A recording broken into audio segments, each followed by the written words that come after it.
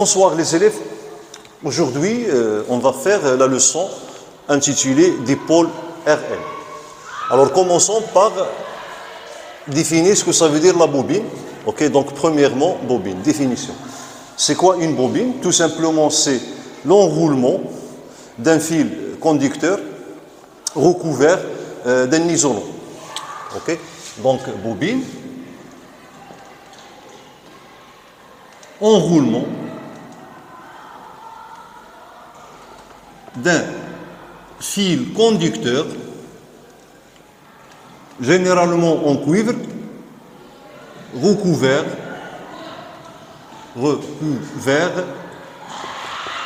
d'une matière isolante,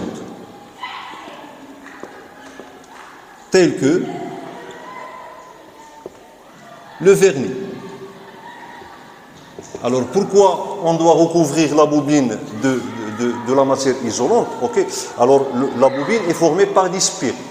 Il y a deux types de bobines. Il y a des bobines utilisées en laboratoire pour des expériences telles que la mise en évidence du champ magnétique créé par une bobine lorsqu'il est parcouru par un champ magnétique. Donc ce sont des bobines à spire non jointif. Alors voilà tout d'abord le symbole électrique de la bobine. Okay, on la représente ainsi. Que soit les spires sont jointifs, ça veut dire les spires sont en contact, ou bien ils sont non jointifs. Donc voilà, donc schéma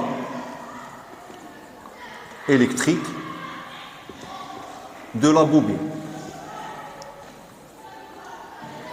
Puis je vais expliquer pourquoi on recouvre la bobine par une matière isolante, donc de la bobine.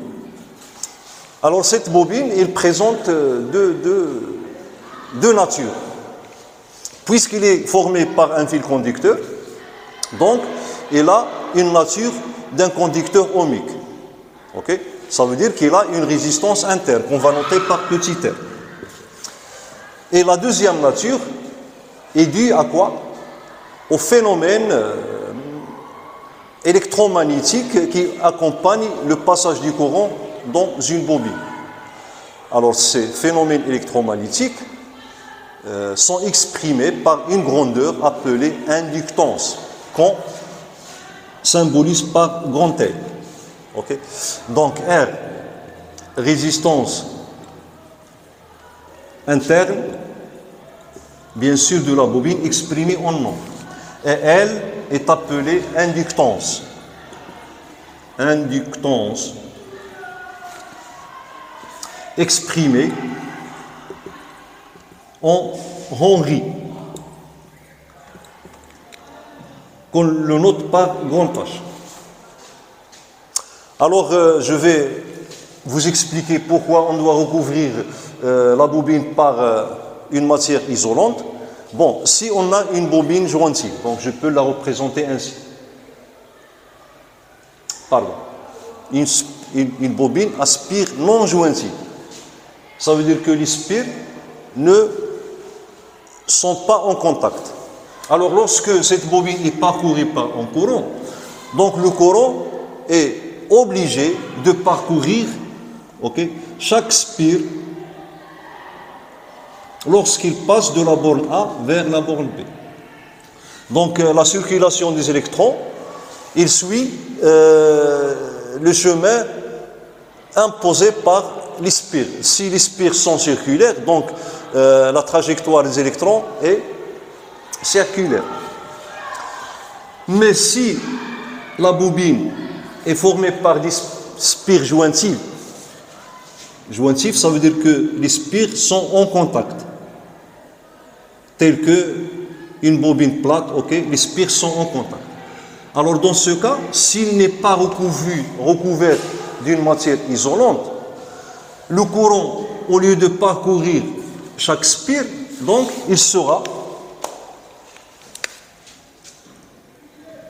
circule de cette façon, donc il n'est pas obligé de parcourir chaque spire, puisque les spires sont en contact, et donc les électrons, leur trajectoire donc n'est pas, ou bien les électrons ne suivent pas la trajectoire imposée par les spires. Okay? Donc ces spires, ils se comportent comme une seule spire. Okay? Ce n'est pas un ensemble de spires. Donc c'est pourquoi qu'on recouvre les spires par une matière isolante, même si les spires sont en contact, okay? Le courant est obligé de parcourir chaque spire, okay? Et comme ça, on a les phénomènes magnétiques qui accompagnent le passage du courant sont très importants. Parce que c'est Ampère, c'est le premier physicien qui a découvert que les phénomènes magnétiques créés par le passage d'un courant dans un conducteur sont plus importants lorsque ce conducteur a une forme circulaire.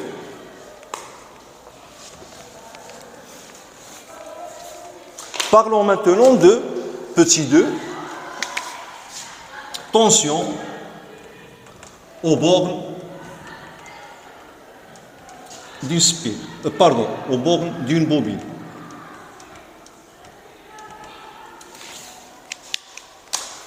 Bon, voilà la bobine,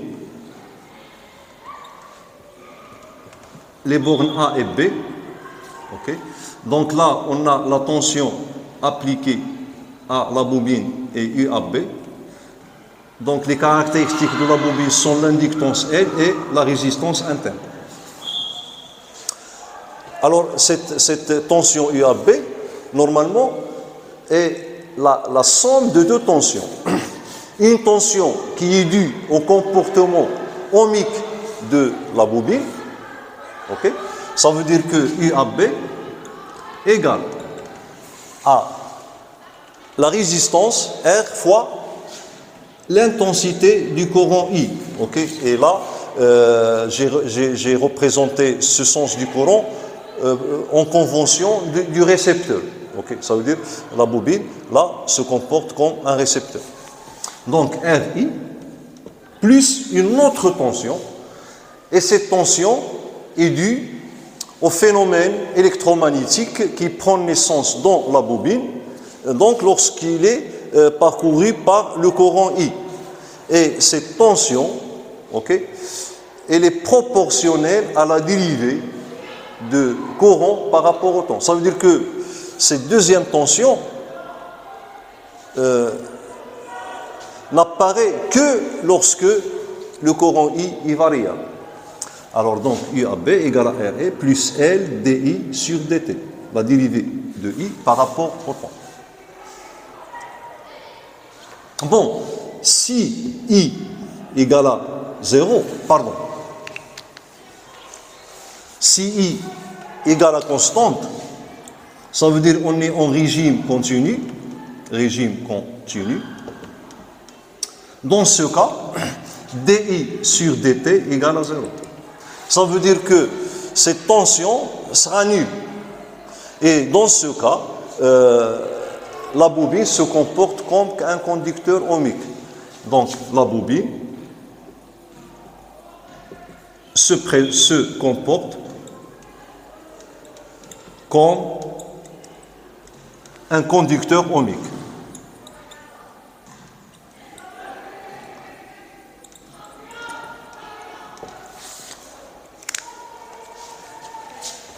Voyons voir maintenant comment varie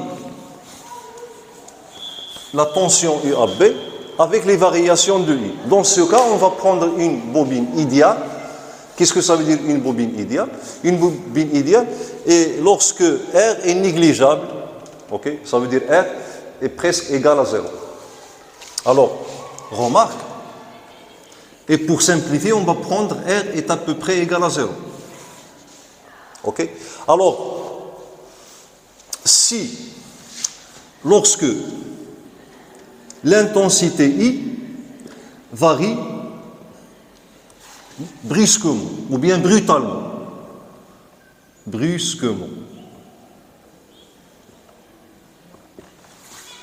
ok? Par exemple, si on impose à cette tension, ok, alors là, je vais prendre un conducteur ohmique, et là, un générateur, ok, de tension, par exemple, idéal, et là, j'ai un interrupteur.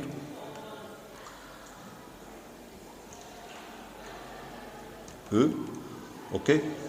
Donc, supposons que le circuit est ouvert, l'interrupteur K, pardon, K est fermé, ok. Et puis, on va ouvrir K. Alors, dans ce cas, le courant I va varier d'une façon brusque. Donc, lorsque l'interrupteur K est fermé, donc I a une valeur.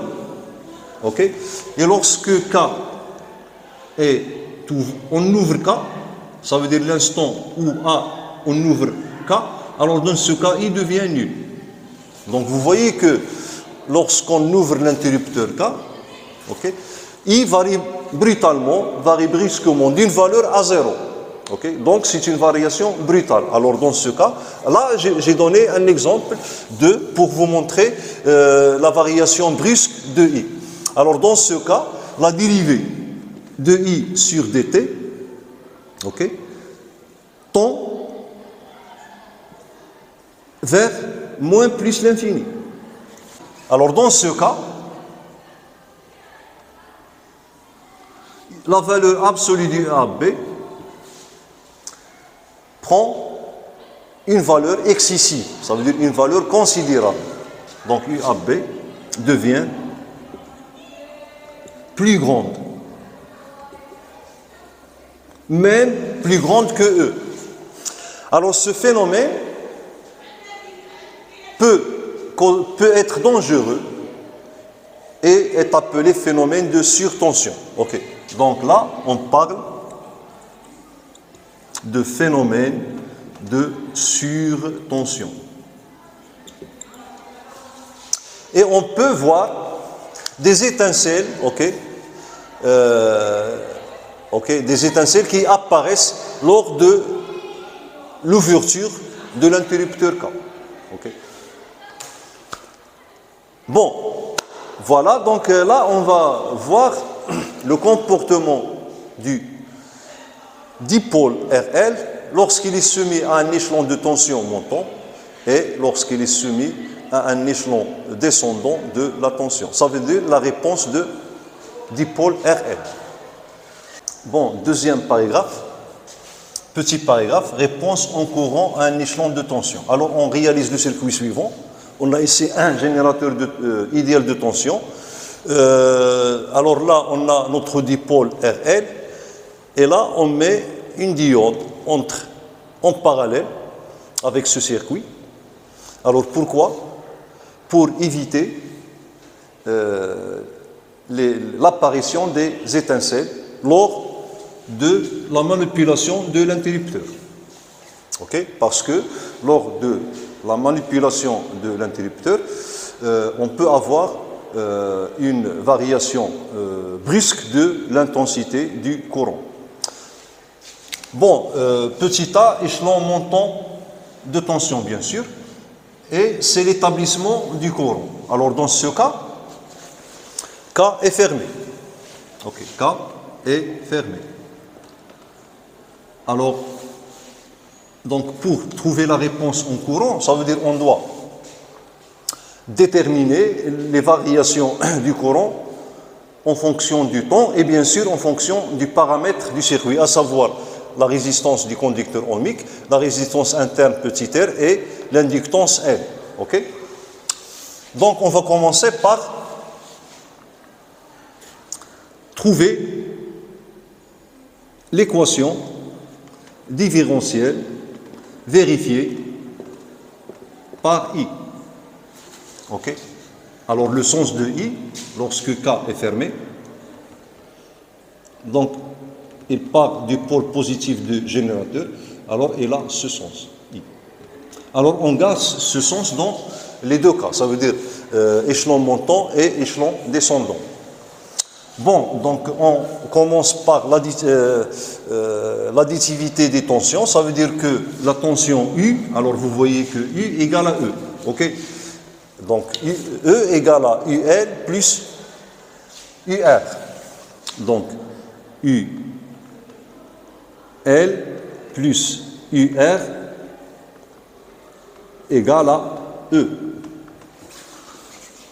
Alors là, on va exprimer ces deux tensions en fonction de l'intensité du courant électrique. Alors pour UL, donc égale à L dI sur dt, plus R fois I. Plus UR, donc c'est un conducteur ohmique, on applique directement la loi d'Ohm. Alors c'est R, bon, pardon, là c'est UL et UR égale à R fois I. Donc en remplaçant ces deux grandeurs par ces expressions, on trouve L dI sur dt plus RI plus grand RI, donc égal à E. Alors là, je factorise par I et je trouve que, et en posant la résistance totale du circuit, ok, égale à petit r plus grand R. Et en factorisant par I, donc on trouve que L dI sur dt plus la résistance du circuit R total fois I égale à E. Okay. Puis on factorise par L. Okay. Alors lorsqu'on factorise par L de ce côté, on trouve L facteur de dI sur dt plus RT sur L. Okay. Et puis on va diviser EL par L et on trouve finalement que dI sur dt plus RT sur LI égale à E sur L. Donc voilà, équation différentielle vérifiée, ou bien du circuit vérifié par I.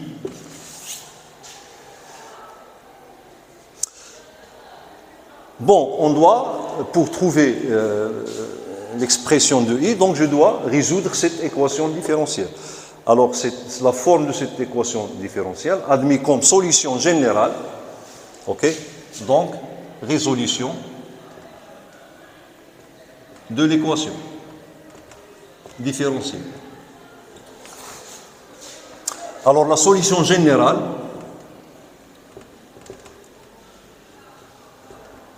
alors c'est nous qui vous donnons la forme de la solution générale.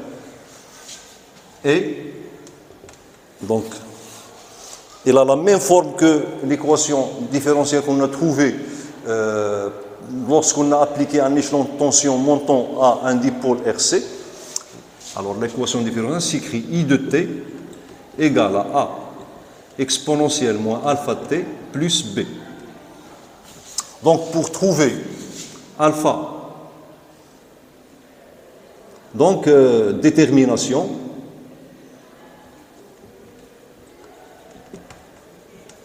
de alpha et B. Alors, pour déterminer les constantes alpha et B, bien sûr, A, alpha, B sont des constantes à déterminer.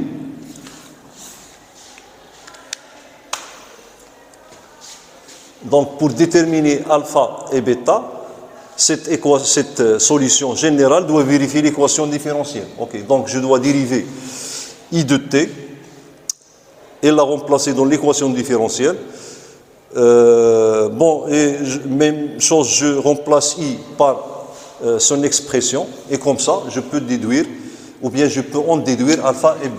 Alors, dI sur dt, donc égal à la dérivée donc, de A exponentiellement alpha t me donne moins alpha A exponentiellement alpha t, plus la dérivée de B, B est constante, donc c'est 0. Ainsi, I de t sera égal à... pardon, on n'a pas encore déterminé alpha et B, donc je remplace dI sur dt ici, et j'obtiens moins alpha A exponentielle moins alpha t plus Donc RT sur L, facteur de A exponentiellement alpha T, plus B, donc plus R sur L fois B, ok, égale à E sur L. Bon, alors on va factoriser ici par A exponentiellement alpha T et on trouve A exponentiellement alpha T facteur de moins alpha, ok, plus RT, ok, sur L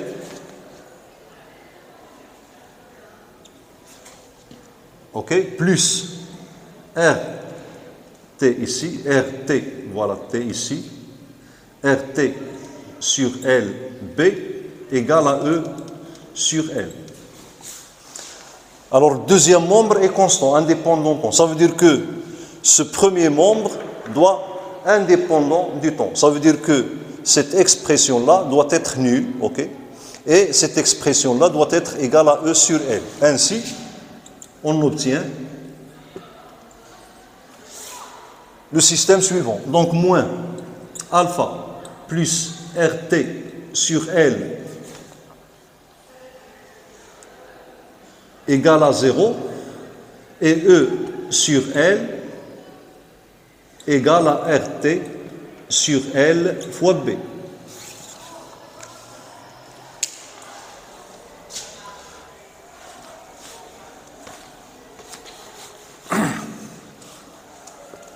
Alors on pose, ok, on pose taux qui est égal à L sur RT, ok. Ça veut dire que alpha égale à RT sur L, donc égale à 1 sur taux, parce que taux égale à L sur RT. Et on simplifie ici par L, ok. On trouve que B égale à E sur RT. B égale à E sur RT. D'où l'expression de I de T devient. Alors A, on n'a pas encore déterminé. Alors A, exponentielle moins T. Donc on a alpha égale à 1 sur taux. Ça veut dire que moins T sur taux. Plus E sur RT.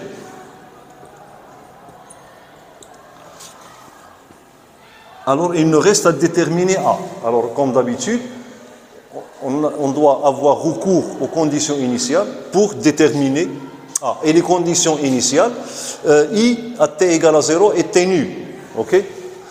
Donc, là, détermination de quoi? De A. Alors, à T égale à 0, I de 0 égale à 0. Ça veut dire quoi? Ça veut dire que I de 0 égale à A exponentielle 0 plus E sur RT.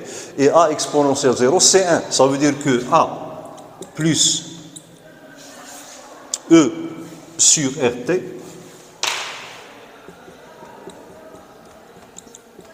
égale à 0.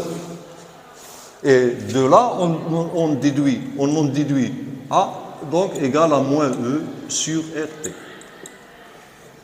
Et la solution, donc, à cette solution, à cette équation différentielle, est la suivante.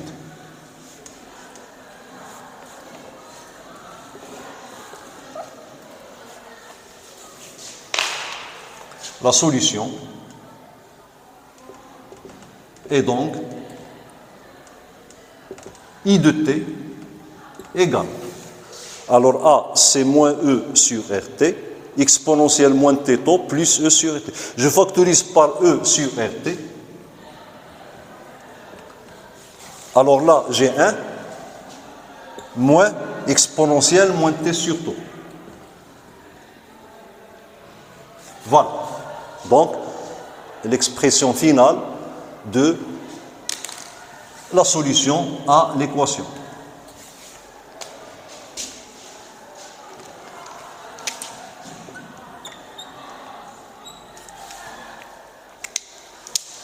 Alors, pour taux, on doit chercher la nature de taux, ça veut dire les dimensions de taux.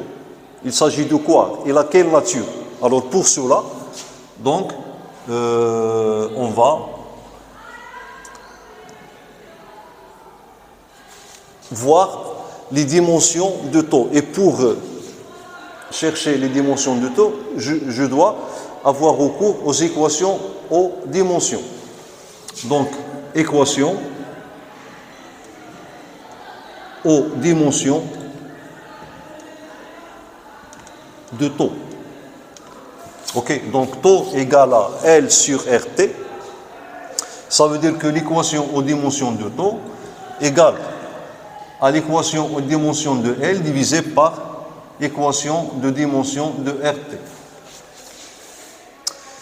Alors pour L, on peut déduire l'équation de ces dimensions en fonction de l'équation aux dimensions de l'expression de la tension au bord de la bobine. Ok, donc je rappelle que UL égale à L, ok, DI sur DT. Ok, ça veut dire que UL, ça veut dire l'équation de dimension de U égale l'équation de dimension de L fois l'équation de dimension de I, l'intensité du courant électrique, divisé par l'équation de dimension du temps. Et de là, j'en déduis que L égale à U fois T divisé par l'équation de dimension de I. Et on a montré aussi que RT, ok, donc c'est l'équation de dimension de la résistance, c'est l'équation aux dimensions de U divisée par l'équation de dimension de l'intensité du courant électrique. Donc c'est à partir de la loi d'Ohm. Et finalement, on a son équation aux dimensions égale. Donc L égale à l'équation aux dimensions de U fois I, fois le temps. Donc, L égale à U fois le temps divisé par I. T sur I. Multiplié par quoi? Par 1 sur RT. Et 1 sur RT, c'est I, équation dimension de I, divisé par équation dimension de U. Bon, je simplifie par U de ce côté-là, et I, ok, et j'obtiens finalement l'équation aux dimensions de T égale à l'équation dimension du temps. Ça veut dire que T a une nature de temps, ok, pardon, taux a la nature d'un temps. C'est pourquoi taux est appelé constante du temps du dipôle Fr.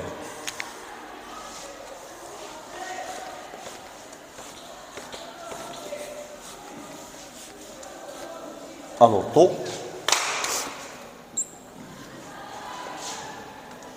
est la constante du temps du dipôle RL. Bon, maintenant, on va chercher l'expression de la tension. La tension UL, ok. Alors, dans ce cas, on va faire une approximation. On va négliger la résistance interne de la bobine devant la résistance du conducteur ohmique. Alors, expression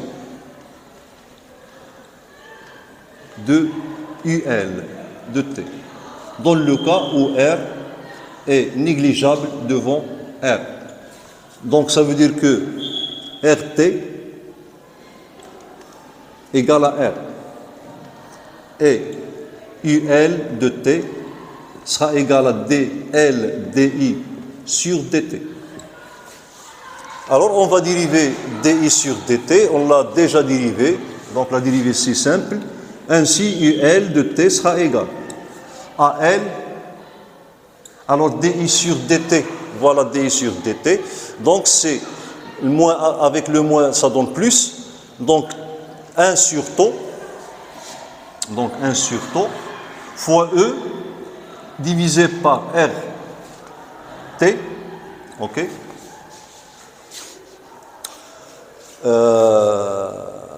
exponentielle moins T sur taux. Bon, en remplaçant taux par son expression, ok, donc taux égale à L sur RT, ok, alors là, j'aurai L fois RTE sur L. Je simplifie par L et je simplifie par RT et je trouve UL égale à E facteur, pardonnez-moi, E sans parenthèse, E exponentielle moins T sur taux. Voilà l'expression finale de UL. Alors, bon, il nous reste à représenter graphiquement UL et I de T. C'est ce qu'on va faire. Ok? Donc, représentation graphique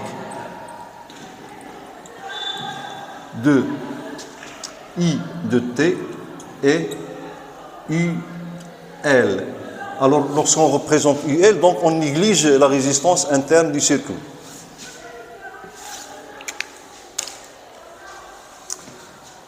Bon, je vais faire la représentation de I de T dans le repère. Alors, l'axe des abscisses, c'est T, et là, j'ai I de T. Bon, pour représenter la courbe, donc je vais tracer la tangente à la courbe à T égale à 0. Ok.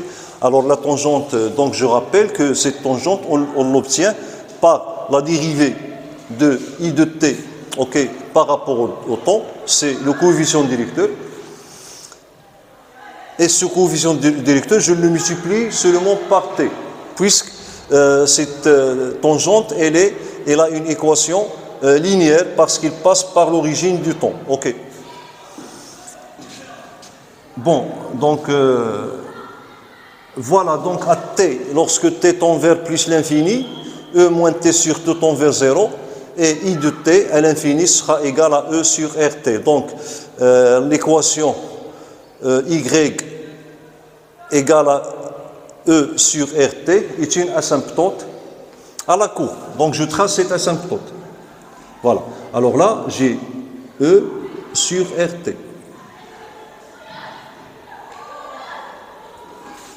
Et la tangente à la courbe, alors on l'a vu, on peut montrer ça ici, ok. Donc on a la tangente à la courbe, le coefficient directeur de cette tangente, ok, c'est D de I de T sur dt lorsque T égale à 0. Et lorsqu'on dérive donc DI sur dt, donc égale à voilà, E sur RT exponentielle moins T sur taux. Et à T égale à 0, donc il reste le coefficient directeur de cette tangente, c'est E sur RT. Donc égal à E sur RT. Donc l'équation de la tangente, que je vais noter par Y, égale à E sur RT fois le temps T. Ok, plus 0, pourquoi 0? Parce que Y passe par l'origine. Donc c'est une équation linéaire en fonction du temps. Ça veut dire que lorsque T égale à taux, ok, alors là j'ai oublié ici, donc lorsque je dérive, alors là j'ai oublié taux, donc ça, ici j'aurai taux. Ok, donc lorsque T égale à taux, ok, donc la tangente aura comme valeur E sur RT. Donc Y de taux égale à E sur RT. C'est-à-dire que la tangente coupe l'asymptote à t égale à taux. Donc voilà, par exemple, ici on a taux, ok. Alors donc la tangente passe par ce point. Donc je trace la tangente. Voilà la tangente.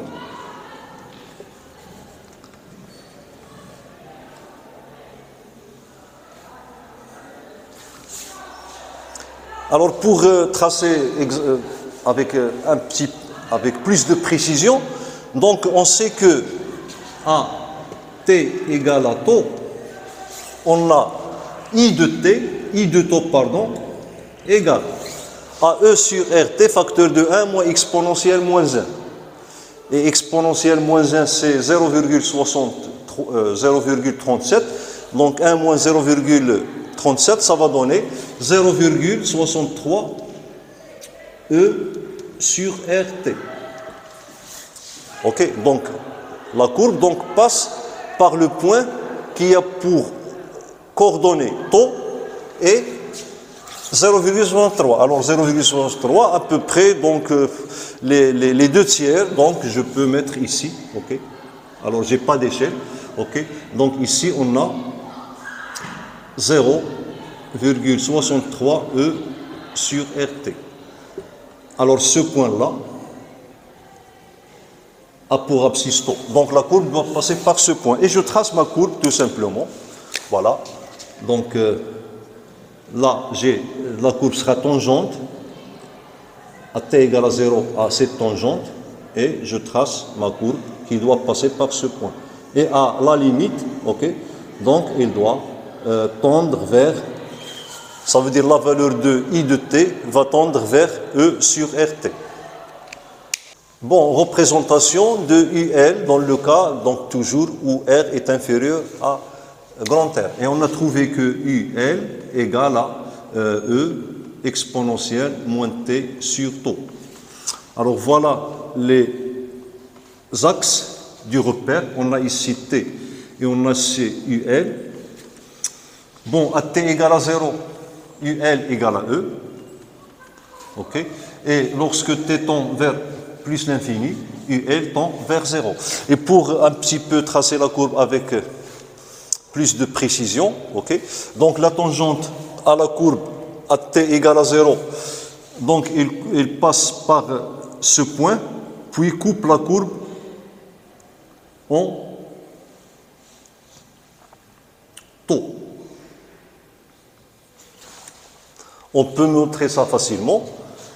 Et lorsque t égale à taux, on a UL égale à, donc E fois exponentielle moins 1, ça va donner E 0,37 parce que exponentielle du moins 1 c'est 0,37, 0,37 fois E. Okay. Donc cette ordonnée-là, donc à peu près plus d'un petit peu l'un tiers, alors voilà, donc ici j'ai 0,37 E. Okay. Donc cette ordonnée correspond à un point par lequel passe la courbe et qui a pour abscisse taux. Okay. Et je représente ma courbe. Voilà. Donc c'est une courbe décroissante. Ok. Et voilà. Donc lorsque t tend vers l'infini, tend vers 0. Alors, on remarque quoi? On remarque que à t égale à 0, I de t égale à 0, tandis que UL égale à E. Ça veut dire quoi? On explique ça par quoi? Du fait que la tension est en avance sur le courant. Donc, lors de l'établissement du courant, ça veut dire lorsqu'on applique un échelon de tension montant sur le circuit, la tension prend de l'avance sur le courant. Ça veut dire que le courant ne s'établit pas immédiatement. Okay. Il prend un retard pour qu'il arrive à sa valeur maximale. Okay. Donc, I prend du retard pour s'établir. Ça veut dire quoi s'établir? Pour qu'il atteigne sa valeur maximale. Et là, donc on a dès qu'on ferme l'interrupteur, U égale immédiatement à E. Donc dans ce cas, la tension est en avance sur le courant.